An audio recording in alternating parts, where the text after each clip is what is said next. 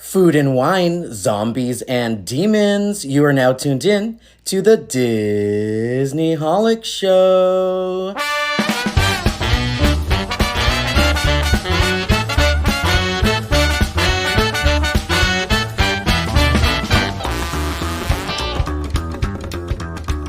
Hello and welcome to the Disney Holic Show. That's Mike TV. And that's Jen Diz. Today we're traveling to the vacation capital of the world to tell you all about our adventure at Epcot, Treehouse Villas, Halloween Horror Nights, and Universal Orlando Resort.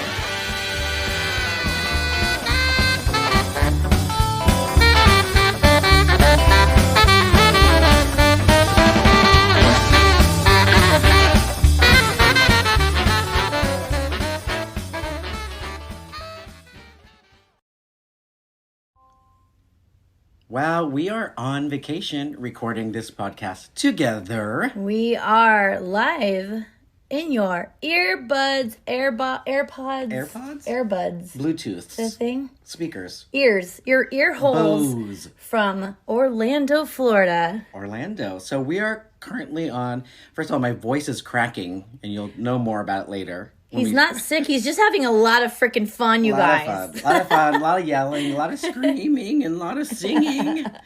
But yeah, we're on the first half of this epic vacation that we have been planning for quite a while.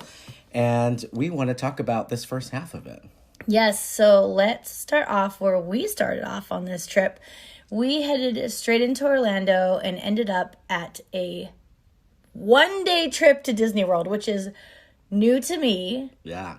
And probably both of us. One single day? One single day. One 2 single nights, day. 1 full day. Yep, exactly. And we stayed at the Treehouse Villas at Saratoga Springs. So we're going to talk a little bit about that. But let's start off with Epcot. Yeah, so doing 1 day and having to pick one park, we chose Epcot specifically, right? Because we're also here with our friend Nicole, and we all are mad about Guardians of the Galaxy. Mad as in Mad World. Like, we love it. Obsessed. Crazy. We had to get on it. Yes. It was literally the first thing out of my mouth when we were like, which park? I'm like, we got to do Cosmic Rewind as many times as possible. I was really crossing my fingers that they would get rid of the virtual queue by the time we got here, only because I just wanted to go on it like 10 times all day long. Yeah, not even do anything else. But they are still on virtual queue, so we only got to go on twice by getting virtual queue and then purchasing a lightning lane. So yeah, we did a morning and a night. Oh, and I finally got Conga, Gloria Estefan. Yep, you got to mark all your boxes off. All the boxes. Got all the songs. Final song in the mixtape. And then we ended the night with Disco Inferno. But we were both secretly hoping for Everybody Wants to Rule the World. Yeah, it's definitely my favorite. Yeah, that good like melancholy vibe. Everybody wants to rule the world. That song. Okay. Hey, you can still hit all your notes. Right, guys. It's good. It's good. What else did we do? We kind of like cruised and cruised around. We did a lot of we actually just kind of had AP brain that day. Like we went into all the different countries and like really looked at the shopping stores there, and we ate a lot. We ate a lot of food. We did some of the food and wine items. Ooh, I liked the Spam. They called it Spam Sushi, but it's technically Spam Musubi, which I thought was interesting because the receipt said Spam Musubi, but the menu said Spam Sushi. But anyways, if you've been to any type of like Hawaiian barbecue, they're really popular in California and in the West. You might have had that, but it's a slice of fried Spam. Yes, like the canned meat. It's delicious and a very popular food in Hawaii. And then it's with some rice and wrapped in seaweed, and it had some other things in there, but I really liked it. Some kind of sauce, right? Yeah. I don't know what it is, though. Like a teriyaki-esque, maybe? Right. So that was good. What else did we try? I got a couple of things, and I'm, like, spacing it right now. What did I have I had that, it was like a slider. It was a pork slider with pineapple in it. And it was super spicy. There was a spicy sauce on it. And I was really impressed that Florida got that spicy. I was like, you go, girl. But it was delicious. The Kahlua slider, I think? Yes, Kahlua pork slider. Kahlua pork slider, that's right. That was good. And then we also, this wasn't from Food and Wine, but I was really thirsty. And the first time I tried it was this trip, which was over in I was going to say Ethiopia. Over in Morocco, they had this pomegranate citrus slushy. That was very good. It got a throat freeze, but it was good because it was very hot the first couple of days of our trip. Very hot. Sticky, Yes. humid. Gorgeous now. It's gorgeous now. Oh my God. I actually need to take a second to talk about that too. It was, so I cannot do Florida in the heat. And I thought, this is October, right? We're fine. But the humidity was at a level I had never seen it at. It was very hot and uncomfortable. But the weirdest part, you guys, the windows were literally dripping with like beads of water, and my glasses would fog up as soon as I walked out of any building. I've never had that happen before. Like, I don't think ever in my life. And it was like, okay, this is weird and it's different. I do not like it. I was pretty uncomfortable. But nonetheless, it was kind of funny. It did rain a lot, too, while we were in Epcot. We had a lot of rain that day, which I love that part of it. Like the rain, bring it on, but then the after effect of the humidity while it's still hot and just dry, it kind of sucks. That humidity was thick. It was very thick. We also had some food over at Connections Cafe. Oh, yeah. I What like did that place. yeah. I had... I can't remember the name of it, but it was basically, it was a General Tso, how do you say that? TSAO. General So, which is made up. It's an American thing anyways. But No, it is. How BTW, funny. Yeah. General Tso chicken salad, and it was really good. Yeah, it was. We were able to share it because it had like giant tenders on top that had the General So sauce on it. It was hecka good. And it had like the tempura chips and edamame mixed in. It was yummy. And then we had a slice of pizza there. Yeah. Comes with two. Your Two order pizza. whole slices. And a better slice than most Disney pizza. It was decent, Yeah. I thought. And we also, that's the same place where there's Starbucks. So we were at Starbucks at one point in the day. So Connections Cafe, even though it's not the best theming, it's like really good central place to go for all your food and beverage needs if you don't want to be out in the heat looking at the booths, Yes. festival booths. And they have cute plates. Cute plates, yes, actual plates that you can request. Perfect for sharing. And then they have that, what's the store right next to it called? Connections something. Yeah, I can't remember the name of it. It's really, like, literally next door, and it is a really cool shop. So a good place to stop and have a quick bite, or your Starbucks, whatever you want to do, and then definitely check out that shopping plaza next door. Ooh, I picked up the annual pass magnet that they are giving out right now, and that was an Oswald magnet. So I can't wait to put that with my other Disney World AP magnets. Very annual cute. pass magnet. Annual pass. Yeah, we have to now remember. Okay, we're in annual pass territory, Yep. not Magic Key right now. What else did we do? We were fine skipping stuff, right? Like you said, we had that mentality. So Yeah, we didn't do Frozen. Didn't do Frozen. Didn't do Spaceship Earth. Didn't do Ratatouille. Didn't do Soarin'. Didn't need to. Mexico ride. What Didn't is it do called? Three Caballeros Fiesta Tour. Which we discovered is Three Gentlemen. I Yes. thought it was Three Friends this whole time, I think. Amigos. Yeah, We thought it Amigos, was yeah. Three gentlemen. Because somebody Caballeros. in Mexico recently called me Caballero. Is that where it came from? Aww. Where did we come up with that? No, they didn't. Did they? Like an Uber driver.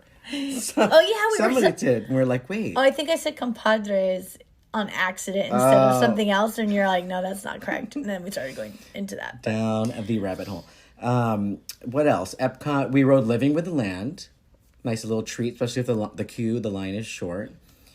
And yeah, it was just like a fun day. Walking around. We saw a little bit of the Moana Journey of Water entrance. They were doing soft openings, but when we were there, they weren't doing it that day. But it is what it is. Yeah. It gave us straight up Pandora vibes, right? Yeah, it looks like it. It looks pretty, and we saw it at very night. pretty. Very pretty. So we'll see what it looks like when it fully opens. Another fun thing to do if you're at Epcot and you're just chilling is when you're at the back of World Showcase, you can easily get to the Skyliner station back there. And we took a trip.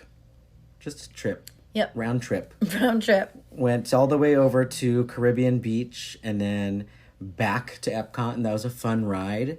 Great acoustics. You could sing Yes, inside. highly recommend Disney sing-along hangouts in the Skyliners. Yes. You can it actually is kind of cool. You belt it out, right? And then you're in the air flying through the sky. So it's actually kind of cool. You don't really get to do that every day. It's like that vibe when you're with your friends with the windows down, driving on the freeway or something. Yes. Yeah, but even cooler. We also really, at least I was really hoping to see Figment because we visited him in his ride. But we realized that those character meet and greets are done early, and we are just not early people. But even though we were there at a decent time, we just didn't get over to Figment in time. And he ends his day at 3:45. He's an old man. He's been so early. He's seen some shit, and he needs to go to bed evidently because we missed him. So I was kind of sad about that. But so his ride, Journey to Imagination, it's still fun to go on it, but wow, the screens are so bad now. Yes. It's blurry. And I just want them to do a nice HD restoration. They don't even have to refilm anything. Just kind of upgrade it, right? I wouldn't mind that. I mean, at the least. At the least. But can they also just completely redo it? Yes, we'd love Figment a full still. redo. Yeah. And take what's his name? Dreamfinder. Oh, Dr. Moonface Cheese. Dr. Moon Cheeseface. Yeah, get him out of here. I don't like that. Nigel Channing or something. Nigel like that. Channing. Now, the other thing here is we finally got around to watching, two things happened. One, we watched American Adventure, and we often skip it because if you don't make it in that time, or it's usually last on our list. But that was a nice show where you can feel a little bit of patriotism and see the history of America, but they have all those cool animatronics. Yes. And we saw those once at a behind the stage tour. We did. So now we got to see it back again from the audience perspective, which was nice. But much more exciting, I finally got to see Voices of Liberty, and we didn't even plan to. We were just finally there in the day early enough to see that.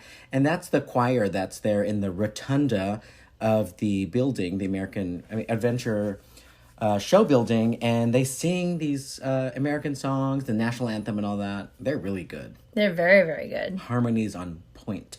And very tight ones too. I was pretty impressed. They definitely have it going. And the way that area is built, also very good acoustics, just like the Skyliner. Yes. But much better than the Skyliner, but still. We can sing I out. almost checked off my bucket list. Was in Japan Pavilion. There's these pearls that you pick up from the oysters in the aquarium, but it's real stressful in that corner. There's a lot of people, and you have to wait. Yeah, so it was a 30-minute wait. So we'll do it next time. Something new to try to save. But I'm curious if anyone else has done that. So basically you're getting a prize or a piece of jewelry, and you prepay, and then it comes out of the water, and you're there with one of the Japanese cast member ambassadors. Seems cute. Seems fun. Very TikTok vibes, too. Oh my God, I get those all the time on my TikTok algorithm. No idea why. Rinsing jewels and gems, and they send them to you, I guess. But yeah, so at Epcot, we didn't get to do that. But we did take time to explore the shops. Yes. A lot more than usual. Yeah, and we got to see, shout out to Brian Trek. He did a few pieces on secret Disneyland spots or little known Disneyland spots. And we got to see a lot of those this time. And especially in Morocco, there was a little race car area. Can you tell us about that, Mike? So there's this race car simulator that you can sit in, and it's like you're driving through the deserts the same way that they do these actual race car courses, all women, which is a really big deal, and that was really cool. And they celebrate that. They have not artifacts. They have what is it called? Stuff in the gallery, like their hats and their costumes that they wear, and they tell you all about the women's racing team, but they also do running as well. So they do run racing with their legs, and it's crazy because they had this outrageous amount of water that they said that they drink in these marathons in liters. I don't remember how much, but it was a lot, and I found that interesting too. Yeah, it was an insane amount. I remember there was a giant jug there. I think it said 72 liters, and it was going to be 20 of those. Yeah, a jug that's up to my hips. Just to survive that desert sun. That's so crazy. Desert sun. So yeah, we learned a little bit, got some culture in, Epcot version. Oh, can't forget, I got to say hi to my dolphin friends. You did? Yes, at the Seas Pavilion with Nemo and friends. Gotta stop by and say hi to the dolphins. Yeah, that's a ride I feel like is slept on too, because it's very cute. The Finding Nemo ride there. It's like, I'd rather have that than the submarines, personally. Yeah, you still get it, but it's much more comfortable. And then you end up in basically like a whole other theme park aquarium for free, included. Yeah, right? You're just like, oh my God, I can actually see like dolphins and manatees and all sorts of cool stuff over here. So really cool. Don't forget to check that one out if you go to Epcot. They have a really cool effect that like kind of blows my mind still to this day. But I'll leave that for you to discover when you head there next. Yeah. So that was our Epcot Grand Circle tour through World Showcase and all that in the front of the park. But we've been excited for this trip because we've always wanted to stay at the Treehouse Villas over in Saratoga Springs. There's also some quirky history to that too. But before I get into the history, I mean, what did you think about staying at these villas? I think we had 3 bedrooms, 2 bathrooms, beautiful big kitchen and living room. And it's part of Disney Vacation Club. What did you think? I felt like I lived at Disney World and it was very cool. The treehouse thing is just like super cool. You wake up in the morning, you open your windows, and it's all green. It's just like completely like you're in a forest. Super pretty. I had my own bedroom. Like, what? Like, since when do I get to go on a vacation to Disney World and have my own bedroom? It was very, very cool. I would definitely stay there again. I thought that they were going to be more outdated than they were. They didn't seem outdated at all. Yeah. Like, I remember seeing photos and thinking it felt like Golden Girls-esque, even though it was the tree houses. And I was like, that's fine, whatever. But I got there and it was like Grand Californian vibes instead, right? The details on the furniture, like everything was beautiful and custom made. So very impressed. I loved it too. We only spent 2 nights there, but now we know we'd want to go back there. Yeah. Because if you are looking for a large space like that, relative to the other DVC large spaces, this one is less points. So you can get like a week. You could squeeze out some good nights there and bring a ton of people. The lady that was checking us in was even surprised that there were only 3 of us. Yeah, she goes, how many other people? No, seriously, how many other people? Right. But, you know, there were some downsides. So some tips that we wish we knew in advance was, first of all, it's not great for resort transportation. And a lot of other Disney-holics and fans had posted that, but I didn't read it until it was too late.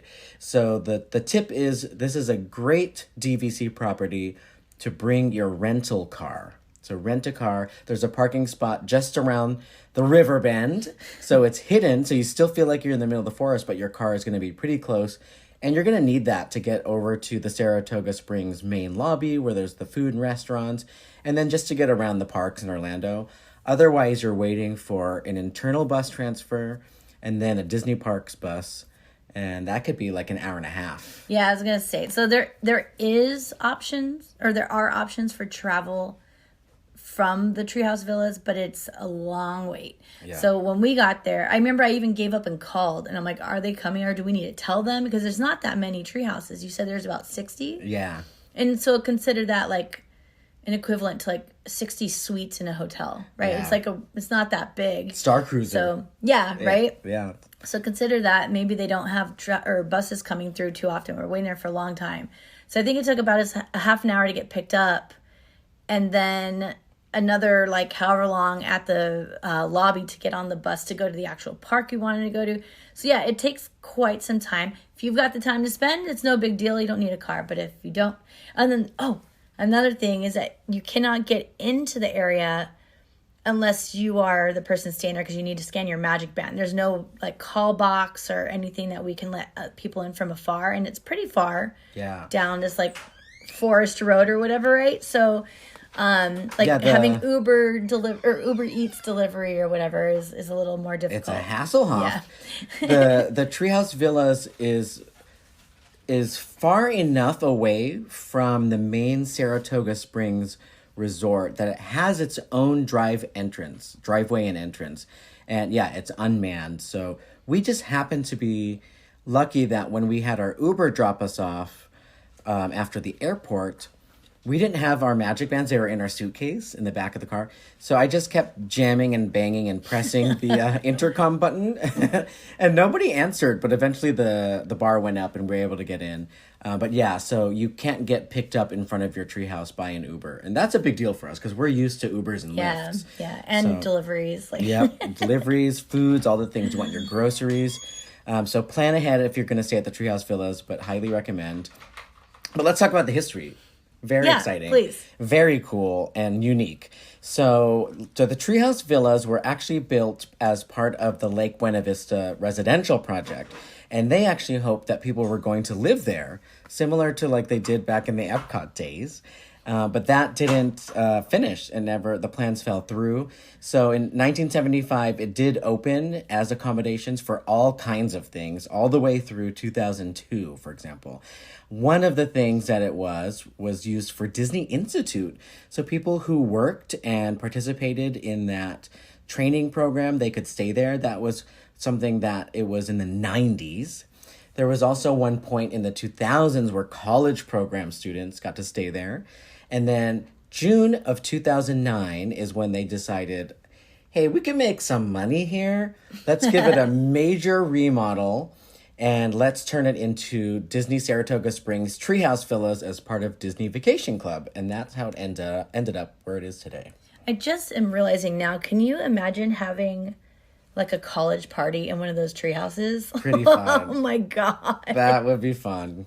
Yeah, and it's like away, you could be loud. Yeah. There's no, you don't share any walls with any other guests. Yeah. It's your own treehouse, elevated up on a second floor pedestal. And it really is huge. Like Huge. you have a whole living room, kitchen, like the open air space, like the kitchen and the living room are all one giant room, like grand room, I think they call it, vaulted ceilings.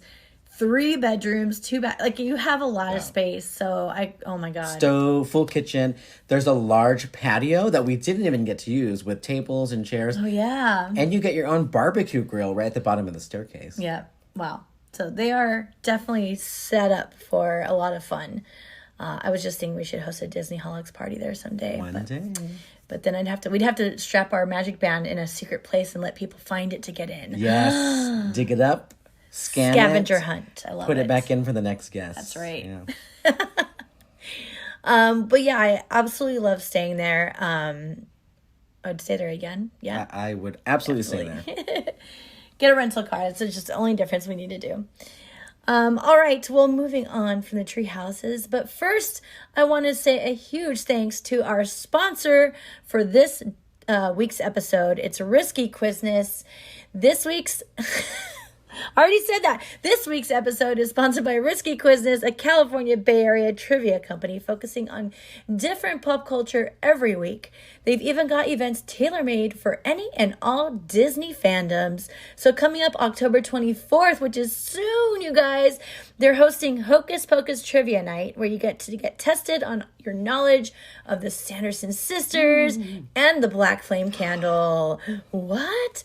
Find out about all of their upcoming events in the Bay Area and reserve your tickets at riskyquizness.com or follow them on Instagram at riskyquizness.sj. That sounds like a fun way to celebrate Halloween. Totally. Another fun way to celebrate Halloween is going to Halloween Horror Nights here in Universal Studios Orlando, which we did Friday the 13th. Thank you very much. Oh my gosh. Yes, we certainly did. It was... crazy. That was, I think, the craziest night so far of this entire trip. It was crowded. It was hot. We got really lucky and we kept checking for express passes till the very last minute. Right. Like for weeks leading up, we would refresh and we would look. And then day of, they said they didn't have any more. And they said, just try one more time before you go and scan into Halloween Horror Nights in the afternoon. And it turns out they did, and they have these lower cost ones that are actually 1 express pass, one-time use per haunted house. And there's 10 haunted houses. And really, you can't do all 10 without it. You really can't. And you wouldn't want to. You'd be in line a lot. So we were lucky. We were able to get all 10, and maybe we'll quickly go through them. I have them up here on my laptop, so we could look at which ones we liked. So Stranger Things house. I think that was our first one, and we kind of, in a way, rope dropped that because they had this thing called Stay and Scream. Yes. Then they had The Exorcist, which is focused on the new Exorcist, not the old one. So the new Exorcist Believer, it's called. And I guess this was supposed to be a house that was basically a trailer for the film. Yeah. That's I love that cool. concept, a living trailer. And here's what's funny about it is I watched the movie before experiencing the house, and the movie sucks. The house was good. So I thought that was an interesting dynamic, that the house was really cool and fun and scary, but the movie wasn't that scary. Yeah. The movie also had a lot of stuff, or I'm sorry, the house had a lot of stuff that the movie didn't have. Yeah. Like things that got cut from the movie, it still made it into the house, which is pretty funny. There's a demon, there's like a voodoo baby. None of that was in the movie. Oh my gosh, the demon was so funny. And it came out and it was like, Loo. Yeah, it has horns, 3 eyes.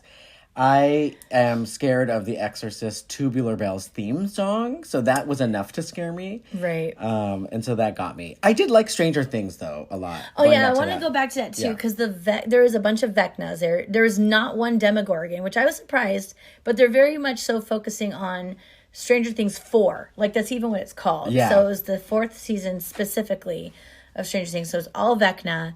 There's a bunch of Vecnas throughout it, and Vecna looked good. Yeah. Like, I have a hard time with haunted houses sometimes because I like when people just wear masks. Like, it just looks like a mask unless it's like prosthetics or something like really well done. I don't really fall for it too well. But Vecna looked real. Yeah, like that was cool. I even literally pointed at the first one. I'm like, you look good. Yeah, these scare actors probably are in the makeup chair back there for at least 30 minutes or more. Like, full on TV quality, production quality. Really good. Wasn't scary, but I don't think Stranger Things is really scary. It's just like fun and nostalgic. You had the Running Up the Hill music playing. You got to see scenes from that season. Really, really good. Liked it a lot. Yeah, there was also... they had a lot of pop-outs, like jump scares, right, in haunted houses. But most of those were from our friends at Stranger Things. There was like the good kids. The heroes. Like the kids. Yeah, the heroes. And we just kept getting scared by them because they're like screaming for each other. But they'd jump out at us. I'm like, oh my God. When we had to see Eddie a couple times. And we met Eddie for the first time in season 4, right? Yeah. And so they showed the scene where... he's telling her to wake up. What is it? Yeah, he's like, Chrissy, wake up. Chrissy, wake up. And you could see her in the trailer getting sucked up to the ceiling. And then Eddie comes back later and does that full-on epic metal scene on the bus with the bats and guitar. That was a cool scene to watch. Get that in there too, yep. Yeah. Yep. Then we hit Chucky. Is Chucky the ultimate kill count? So it was a new story. So this was like a unique story for Halloween Horror Nights. And correct me if I'm wrong, but the story was that Chucky found out there was a haunted house about Chucky at Halloween Horror Nights, but nobody gets killed. And he was like, what the fuck? Like, we need to murder a bunch of people. So now Chucky took over this year's, and he's like, I'm going to kill as many people as possible. Yep. Basically, right? It was so cool. So the scare actors looked like guests. They were just wearing regular pedestrian clothes getting murdered by all these Chuckies. And they had so many Chuckies, and it was the Chucky that we currently know from the Peacock/USA/Sci-Fi TV series, which I recommend. It's very funny. It's more comedy than it is horror, but you get that version of Chucky. And that was the first time I've ever come face to face with the Chucky doll as he's supposed to be the right size, talking to us like an animatronic. Yeah. And I loved it. I'm no longer scared of him. As a kid, I used to be scared of him. Now he's just fun. I like him. Right. Let's save this one because that was last. Let's see what else we had. We had one called Dr. Oddfellow's Twisted Origins, which was pretty cool too because this was this year's mascot. So it's another new... what's the word I'm looking for? Original character. Thank you. I kept saying independent. I'm like, that's wrong. Original character by Universal for Halloween Horror Nights. So now they have another one to add to their long list of characters over the years. Dr. Oddfellow reminds us a lot of...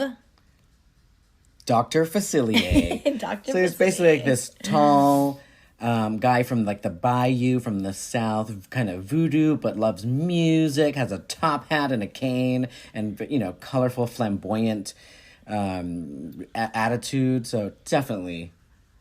Yeah, and it was very circusy. So it was called Dr. Oddfellow's Twisted Origins. The outside of the house is like a giant tent, and they had put projections on it to make it look like a colored circus tent, but it was just projections. I thought that was a nice touch because it's easy for them to do versus having to paint a giant tent or whatever they would do to that. Yeah. So very circusy, ringleader, ringleader? Yeah, ringleader. that type of thing, ringmaster. So that was his vibe. And he also had a little stage in one of the scare zones. So we were eating a bite at some point and he was right across the way. So we got to watch him kind of act a lot during that time. It was fun. One of my favorites that I wasn't expecting to be one of my favorites was the Universal Monsters Unmasked House. So every year they usually have some version of, the classic Universal Monsters from the black and white movie days. And this year they decided to do one that featured just a handful of them, but they made them a little bit more scarier and literally unmasked. So one of the ghoulies that you see in that house was the Phantom of the Opera. And I thought those sets were so cool. It was like you were in an opera house, lavish with the red and the chandeliers. It was very cool. And the twist was... the twist was, so we all know the Phantom of the Opera wears a mask, or like a masquerade mask. But in this version, he wears human flesh faces as his mask. And you see him cutting them off of people who are watching the opera. And then he puts it on his face. And what else does he say when you walk by? He screams at you and says, "I'm going to wear your face." It's pretty creepy. And he has a sharp knife. So he's kind of like Jack the Ripper-esque. And he uses that and he stabs at you. I wasn't expecting that. I thought it was really cool. And it felt rich because it was Phantom of the Opera. Like the whole theater, fancy theater. They also had the Invisible Man, and that was kind of cool because you didn't know which one had maybe a person in it or not because they did a good job with the illusions when you walk through that room. And he may have been there the whole time. We don't know. Might have been there. They had Hunchback of Notre Dame. So, by the way, yes, that is a classic monster character from back in the day that they used to do. So he was up in there. They also had Dr. Jekyll and Mr. Hyde. And Wolfman, too, Wolfman, yes. And the entrance of that was what set the mood. It was a very good set that looked like it was Paris or France. And you're on the bridge, and then you walked into the sewers and into the catacombs. It was really well done. It looked like a Universal backlot type of thing. It was super, super cool. What else did we have? We had, this one's so cool. Okay. These next two are both very cool. Yeah. So they had one called Dueling Dragons, Choose Thy Fate. Now, this one is super fun to me because this was an attraction at Universal and evidently had a huge fan base. And it was closed down. So it was a roller coaster that had two roller coasters that would kind of duel, right? Yeah. Like they were kind of coming at each other and going around each other. And it got closed down for Hagrid's, yeah. So what's interesting about that coaster was it was part of the mythical land that was there before Harry Potter came. And then they added Hogsmeade and Harry Potter, integrated that coaster into Harry Potter land because it was easy for them to make it themed to the cup that they all try to win, Goblet of Fire. Oh, yeah. Mm-hmm. So there were the dragons, but I never got on that ride. I never got to ride it, but I know that fans loved it and were really sad that it was gone. So how cool that Universal paid tribute. I know. I love that. And it was literally, like, to be able to create a haunted house from an attraction, from a roller coaster, it just seems like pretty hard to do. So that was really cool to see. The next one was called Yeti Campground Kills. Now, I happen to love this one because my favorite escape room, which I know I talk about all the time on here, and you guys are used to this, but my favorite escape room is also about a Yeti. And this was like a haunted house version of that escape room because they had so many things. It's like a campsite. There was this big trailer in there where they had projections. It reminded me so much. I almost want to ask the creator if he's played that escape room before because it's just so similar. But takes place in the 50s too, so we Yeah. love a throwback. And I was on the side of the murderous Yetis. So there was a whole family of them trying to eat all of us and the camper actors. But in the beginning of the story, and you blink if you miss it, one of those things. Blink and you'll miss it. I did. I blinked. The campers, 1950s campers, killed and murdered a baby Yeti. And he was laying dead on the floor, and it was really sad. And so that's what angered, the mama and the papa Yetis and all the families. So for all I care, those campers' heads can be ripped off. They deserved So it. They were mean. asking for it. So mean. And like in that sense, I wanted to take a quick pause. One thing about Universal that's hard for me is that it's so popular. Like the lines were hours long for each of these things for some of the night, right? Like there was 95-minute waits, 120-minute waits. Like it gets really crazy. So I understand that they can't do it any other way. But sometimes you don't have enough time to like check out the scenery. And this was one of them. So you miss stuff like that, right? So I'm like, oh my God. And you're in a tiny corridor with people scaring you, fog, low lighting, and then you're also trying to check everything out. So it's really hard to do. And this was one of the ones where I was like, man, I wish I could have caught more things. Also, the Dueling Dragons, which I mentioned before, there was a character that popped out just a little bit too far behind me, and it looked so cool. I'm like, can I go backwards? But then they ended up jumping out like 5 more times throughout the rest. So I was like, okay, it's one of the actual Dueling Dragons. It's like the ice one. So I was like, okay, I got to see them a lot. The ice wizard people, scary people on that house reminded me of Game of Thrones. Totally. Yeah, in a cool way, in a good way. The White Walkers. Yep. They did a good job on that one. Yeah, very cool. Other original ones that Universal created was Blood Moon, Dark Offerings, and then this other one called Darkest Deal. So Blood Moon was at the front of the park, but we actually didn't do it toward the end. And this one was giving us American Horror Story Roanoke vibes. Totally. So it's like colonial American village and crazy cults and moon worshippers and all that kind of stuff, with like animal horns on their head and running through the forest and scaring the crap out of you and trying to get you to join their cult. So that was fun. But Darkest Deal, the other one there, was something, when you heard the description, you were really excited about. Yeah, I think this is a very unique theme for a haunted house. It was basically a story about someone that was trying to make it a new musical career with blues music. So it was a blues magician that really wanted to become famous and was getting small gigs, and then he ends up selling his soul for the glory of being famous and having a music career. And then you have to see him go through that, and it was tragic. It was cool. But it was cool, and there was a lot of music. There was a scene where you walk through and there's a stage, and he's like dancing and jamming out on his stage, playing music, and it was really cool and unique. So I'm always down for something that's spooky in a whole other way that you might not think can be spooky. Yeah. You know what I mean?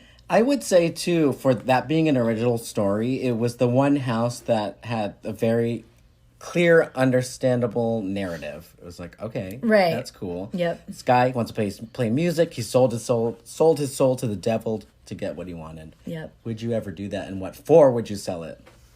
Ooh, can I just do it for annual passes right now? Because those are getting more pricey as we go. A lifetime magic key. Sell your soul to Hades. Maybe not sell my soul. Maybe to live there or something. I don't know. But we have one more house that we went through, and this was the final one of the evening. Yeah. And I have to tell you guys, man, I was burnt out by the time I went through this house, which makes me sad because this is the one I was most excited for. We did purposely wait for it because we noticed that when we went through Stranger Things and some of the earlier houses, our eyes weren't adjusted. Yeah. And the houses are so dark. We started the rooms at 5:30, right? Or the houses at 5:30. So it was still very bright outside. And so we were missing things just because we couldn't see too well. So we're like, let's say that for last. And it's called The Last of Us, so it's fitting.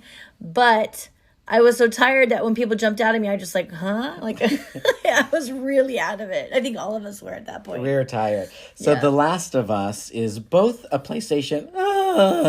See that voice? I love it. Screaming the whole night, screaming. The Last of Us is a PlayStation video game and also an HBO show. And this version was sponsored by Sony PlayStation, so it featured a lot of the stuff from the games. And what I loved is it had a moment that is not in the show because it couldn't make sense practically, but the spores. So in the game, you could easily turn into one of those things just by inhaling spores. So anytime you see spores in the air, you got to run away from it. And that's how it infected everybody on the planet to become these really scary, like, face hugging. How do you describe it? They're like organic Big shroom mushrooms. plants. Yeah. Yeah. Like if your face just turns into a giant mushroom. Yeah, and it's kind of zombie-esque. They'll chase you and try to track you down and eat you. But so they had the spores in here, and I don't know if you noticed this. It was another one, blink and you miss. We walked through this room that had really, really great production design where it looked dark, but there was light shining in, so it looked like it was coming out of a window, broken window or something. But you could see all the spores, and they used like soap bubbles, kind of like snow, but they're colored. I couldn't tell if that was supposed to be good or bad. I didn't know what was going on. I was a little nervous to even breathe. Yeah, so that was the spores, but not in the show. So it was cool to see like a little video game Easter egg type of thing in it. Yeah, that was fun and cool. So I am glad we saved it for last because it's a nice way to end the night. But also I was a little bummed out about, not being awake for it. Right. And then I just want to say a couple things about the ticket. So it's interesting you brought up the stay and scream. So just a real quick rundown of the options. So there's the regular ticket where you just go and you wait in the regular lines and that's it. To Halloween Horror Nights. It's a separate ticket from the park. If you also have a park ticket, you can stay and scream, which means you get in earlier because you get into the very first access to get in before anybody else does. But then if you don't have a park ticket that day, you can pay $40 extra to get in early for that same group, right? So that's cool. But then they also have the Unlimited Express all night long. You go as many houses as you want, as many times as you want. They also have the one that's a little cheaper that we had that was the one time only, which was plenty. Yeah. We would not have needed to go numerous times. We really didn't have the time to, honestly. And we didn't even have to wait in a long-ass line. So, it just worked out well. So I'd recommend that one. Plenty of options. Then they had RIP tours. But then they also have an after 11 one, which I think may have been good, too. And I think that was even cheaper. There's an 11 p.m. to 2 a.m. ticket. If you want to stay up that late, right? You can go through the houses. I don't know if those are one at a time or one only. I don't think there's a limit. Okay, no limit, but it's a time You probably limit. couldn't. Yeah. So you have 3 hours to do as many as you can. And the crowd really does thin out around that time too. So it's helpful. Just so many options. I thought that was pretty interesting. But I definitely recommend not just getting the regular pass, especially if you can only go one time. It's exhausting even with Express. So just think about waiting in lines in 3-hour long lines all night. It's crazy and you won't get enough done. So another thing to add to that is to just go ahead and buy it as soon as you know you can go, because they do surge their pricing on all of these tickets I just talked about, except for the Stay and Scream. So any of those, they'll either sell out or they'll get more expensive as less, it's a on-demand type of thing. So get them as early as possible, hold on to them, and then have fun. And you know what else we did? So at Horror Nights, aside from the houses, because we had Express Pass and had extra time, we did better than we thought we would do even at the Epcot Food and Wine Festival. They had a lot of fun foods and drinks at Halloween Horror Nights, and we actually got to eat more than we usually do at these special events. We had all kinds of weird stuff. We had funnel cake fries that had sour green apple ice cream with it. Very strange. Oh, and this weird hot dog that I kept burping up all night. Ew. It had, okay, I'm going to try to remember a couple of things. They had confetti cake bun.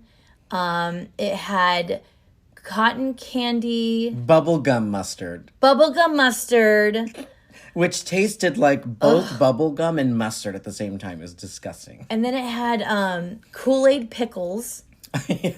Which I even ate. I hate pickles, and I still tried it because it was just so weird. It kind of looked like a pickled relish thing, yeah. And then there was something else weird. And the hot dog was neon pink, which is just weird in its own. But so It was a lot going on. We had one bite. I don't think Mike even finished his third of it. We all cut it. We cut one dog into three just to try to say we did it. Yeah. Not good, but super weird. Yeah. I think those were the weirdest of the ones we tried. And glad we did because it was fun. Specialty.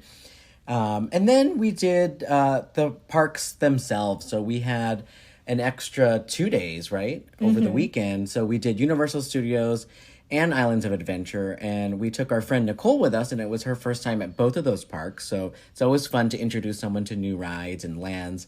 And we also kind of had annual pass brain with that. We did what we wanted to do, then we would come back to the hotel and relax and go back at night. What were some of your favorite things about the parks? I have never done Universal with such AP brain. That to me was just nice in general. I love staying at definitely recommend this too, to stay at a hotel on property because you could just pop right back. It takes maybe 10 minutes to just get down the street to your hotel. It's not like Disney World where it's a journey. Not that that's a hateful thing because I love all the resort hotels and Disney World property, but it's much easier to get around here. But I have to say, I don't want to just go with something boring that everybody already knows, but man, they nailed it on Harry Potter. Yeah. Like, they just nailed it. Like, you walk around the rest of Universal and then you get in Harry Potter and you're like, wow. Yeah. You know, it's so... And I've already seen it. I've known that place for 7 years now, you know, and I still walk in it and I'm just like floored every single time. It's just beautiful, especially Diagon Alley. Yeah. And they do that Walt Disney thing really well where they pull the curtain back by the way you walk through the entrance. And so you get to experience opening the brick wall of London, and then all of a sudden Diagon Alley's there. The dragon's there. All the shops are there, and the narrow streets, and even the dark corners of Nocturne Alley. And they had Death Eaters out, by the way, during Halloween Horror Nights for the first time this year. Very cool. Oh, yeah, they usually don't even include Harry Potter areas, right? So this time they did, and that was really, really cool. So we got to see it during Spooky Horror Nights, and then we came back and saw it during the day. Rode Gringotts a couple times, so that was fun. Walked around there. But yeah, it's breathtaking every time. Harry Potter. Everything about it is great. And I still have some fudge from it. I'm very excited to eat it after we're done recording. You did get some fudge. The fandom there is so fun. The people go and they dress up in their robes and in their groups, like the Gryffindor. Is that what? Gryffindor? I'm already forgetting. Slytherin. They have the cloaks on. People have their wands. It gives me Galaxy's Edge Star Wars lightsaber vibes. Totally. Right? That fandom And it was super hot, and they were still rocking those cloaks. Yes. They were like, that's how dedicated they are, you know? Too hot. We did Islands of Adventure as well, and one of my favorites, Velocicoaster, took Jen on it and Nicole. My God. First timers. Wow. Almost flew out. That roller coaster. I'm having some trauma from that roller coaster. I think it's not a bad thing. I just I've never, the way I am, I'm not fearful of roller coasters for whatever reason, but I'm fearful of that one roller coaster. It was very intense. Like, usually I get on a roller coaster and I'm like, okay, this is fine. I never feel like, oh, I'm going to fall out or anything's weird. I just feel like, of course it's safe. I don't have to worry about anything, and this is going to be cool. And to me, like, the thrill rides I like are the ones that have me do things that I can't normally do, that make me feel like I'm flying or make me feel like I'm doing a giant loop in the sky. This one made me feel like a rag doll, and I still don't know if I like it or not, so I have to try it again. I was too chicken shit to do it today. I was just like, I'm going to sit this one out. I just don't know how I feel about it yet, so I'm going to think about it, sit on it for a little bit. Never needed to do that before.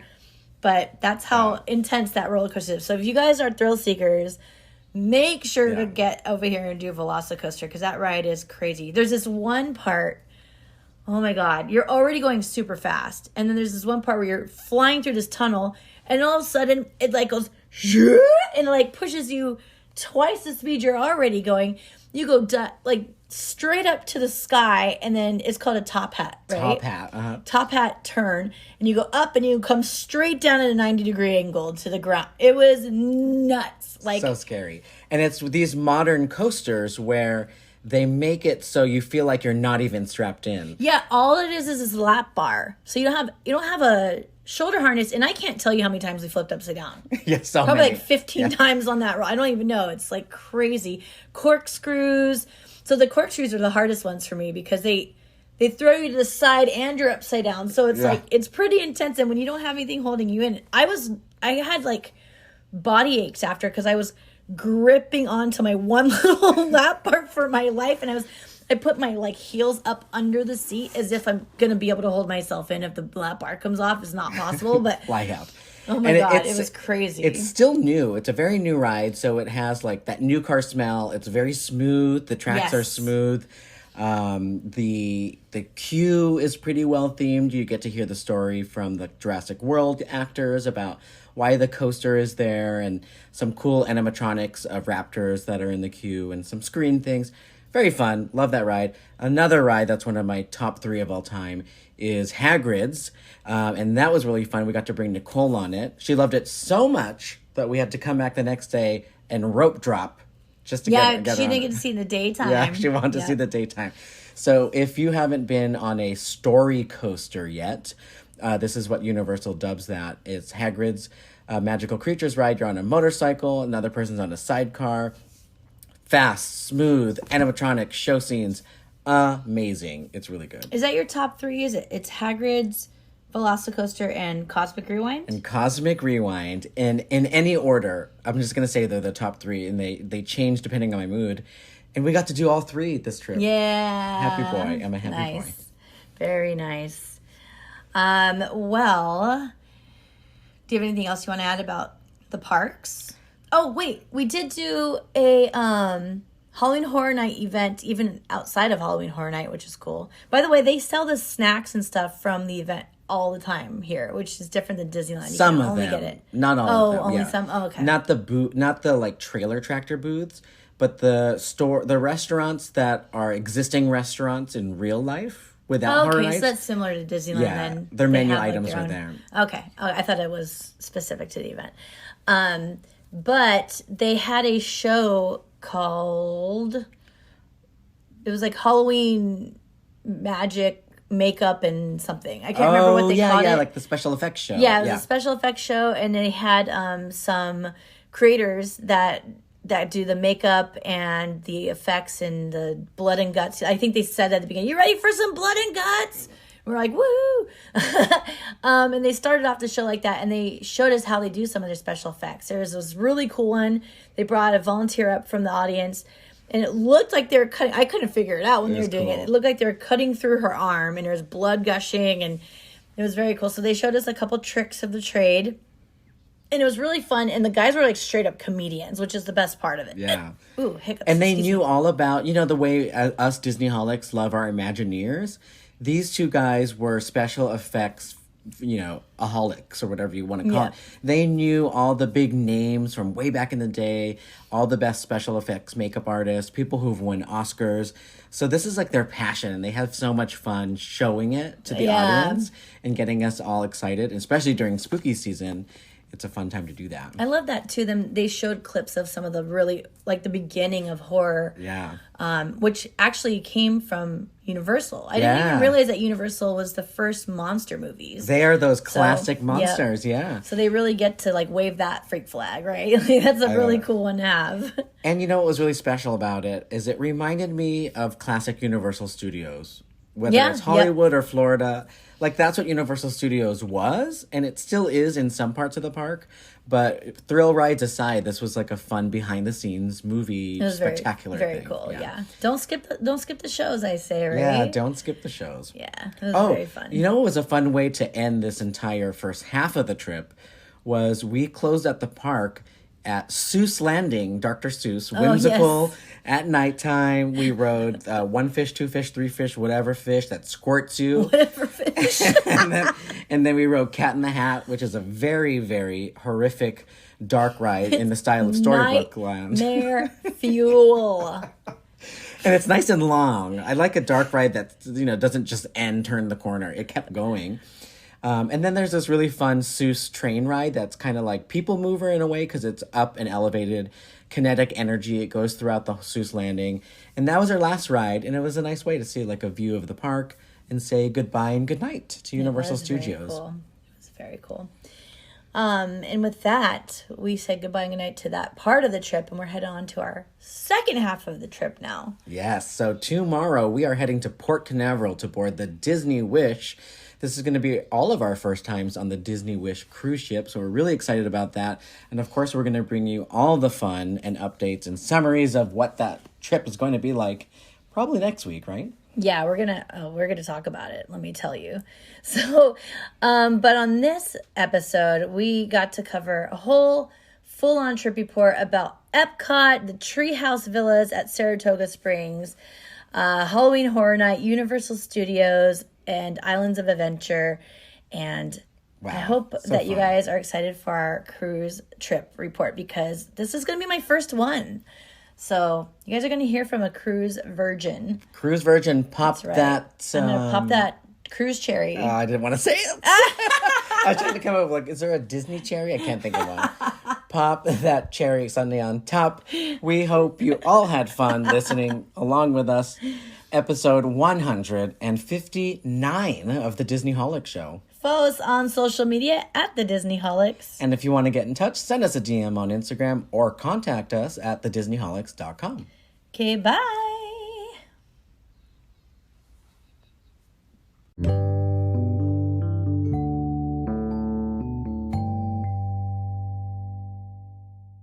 Man, I really want to go to Disneyland.